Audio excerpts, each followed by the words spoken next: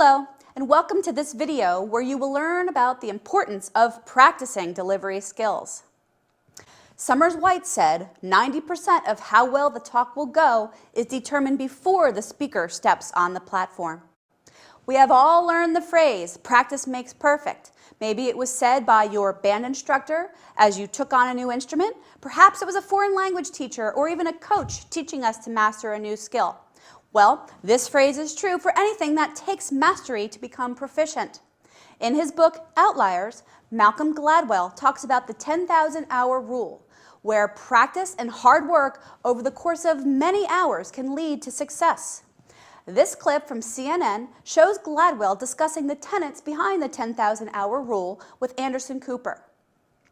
And you talk about the 10,000-hour rule, that it's not just a matter of, well, this person's a genius, this person has an amazing ability. It is actual practice and hard work.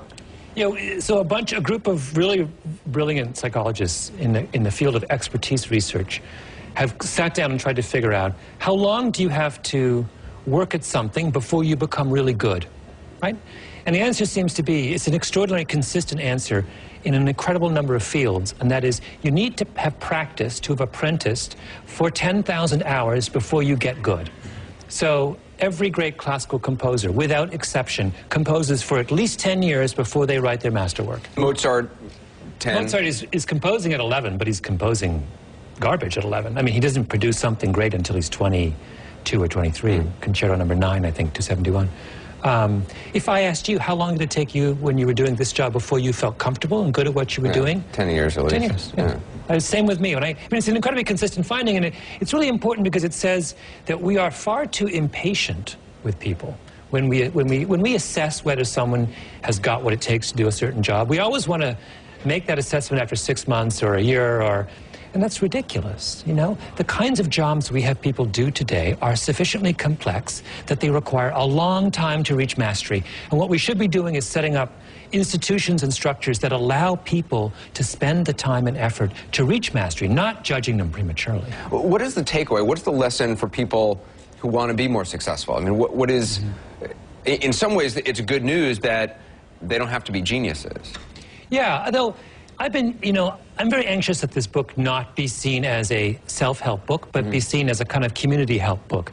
Because lots of the things, what I really want people to do is start thinking about how can we as a society build institutions that provide opportunities to work hard. It's a fascinating book, Outliers. Malcolm, thanks. Thank you very much.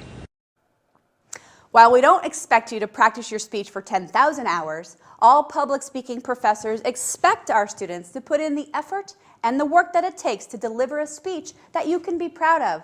After all, practice makes permanent too. There are many methods that speakers will use to practice their speeches.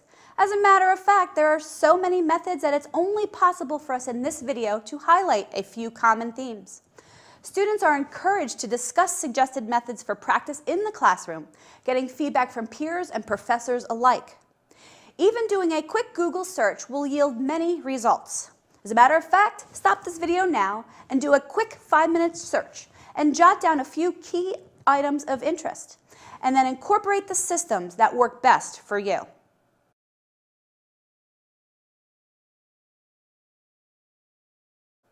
Here are some common practice techniques. Begin your rehearsal only after you have completed your preparation outline. Internalize, don't memorize. Focus on the meaning of what you are trying to say. Become familiar with the details and the stories you want to tell the audience, keeping in mind your goal is to speak spontaneously in a conversational manner. Mentally rehearse the speech a few times before timing yourself. Practice the speech orally. Practice standing up. Practice in front of a mirror. Record or videotape yourself. Distribute your practice sessions. Practice your speech in sections, adding additional sections only when you feel confident with the prior one. Practice main points individually. Practice introductions and conclusions individually, and practice transitions individually. This manner allows you to internalize the details without sections being dependent on one another.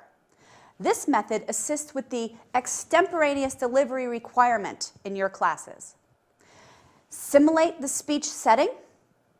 Once you are comfortable with your content from your preparation outline, move to a speaking outline, and then finally to note cards. Rehearse with your visual aid and practice with a friend for feedback. One final note regarding practicing for your speech. Once you have received a speech evaluation form from your speech, please make sure you use the feedback from your professor, as well as any peer evaluation comments to retool your delivery for future speeches.